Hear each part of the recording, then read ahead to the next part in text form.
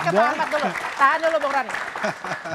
Kalau Jampidum tadi di tayangan sebelumnya kan sudah menilai bahwa 12 tahun itu layak untuk Eliezer. Kalau memang bukan dia seorang justice kolaborator, bukan seorang whistleblower seperti istilah tadi Prof. Gayus, dia mungkin nggak akan 12 tahun. Mungkin bisa setara dengan hukuman bagi Sambo. Anda menilai tuntutan untuk seorang Eliezer itu sudah pas? Begini, kalau saya ngelihat dari perspektif jaksa ya. Jadi kalau jaksa itu ngelihat kan 3 elemen. Pertama adalah aspek faktualnya, yang kedua adalah normatifnya dan doktrinalnya.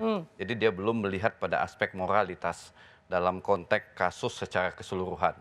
Jadi dengan 3 elemen itu, dia tidak menemukan bahwa ada sisi moral dari yang namanya si terdakwa, iya. Tidak melihat itu dan tidak mempertimbangkan itu. Yang mempertimbangkan itu nanti adalah hakim. Sehingga angka 12 tahun itu adalah perspektif subjektif dari jaksa penuntut umum. Kalau kita baca kesimpulannya dari halaman 845 atau 846 ya. Kalau nggak silap ya dari tuntutan jaksa terhadap Eliezer. Itu kalau kita baca poin 1 sampai poin 5 atau 6 dalam kesimpulan itu, dia mengutip pandangan atau keterangan dari Eliezer. Ya, dalam kesimpulannya itu.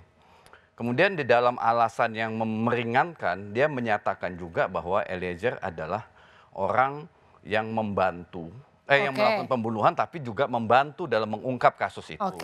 Atau dalam bahasa kita atau bahasa publik adalah justice kolaborator.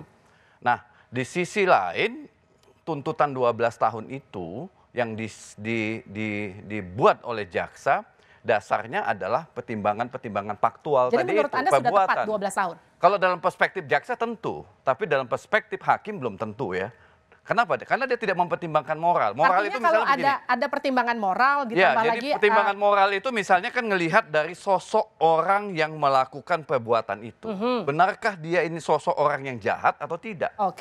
Nah, jaksa kan tidak mempertimbangkan itu. Yang dia pertimbangkan adalah kesalahan. Kesalahan itu ada kesengajaan dan ada kealfaan.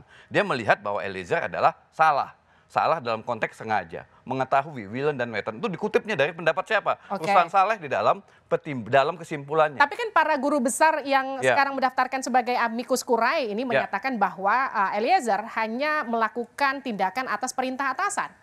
Artinya sebetulnya ini bisa jadi, ini perdebatan panjang. Ini perdebatan panjang. Apakah itu perintah atasan yang sah atau tidak? Para ahli yang hadir di pengadilan punya pandangan yang berbeda. Apakah itu sah atau tidak? Termasuk juga perdebatan-perdebatan di televisi. Ada yang menyatakan itu sah, ada yang menyatakan tidak sah. Sehingga nanti finalnya itu adalah di tangan hakim. Apakah itu perintah jabatan yang sah atau tidak sah? Demikian juga apakah itu ada daya paksa? Karena Sambo bilang tembak, tembak, tembak, itu kan? Apakah itu daya paksa atau bukan? Apakah dia punya kemampuan untuk menolak perintah tersebut, daya paksa tersebut? Boleh saya tambahin?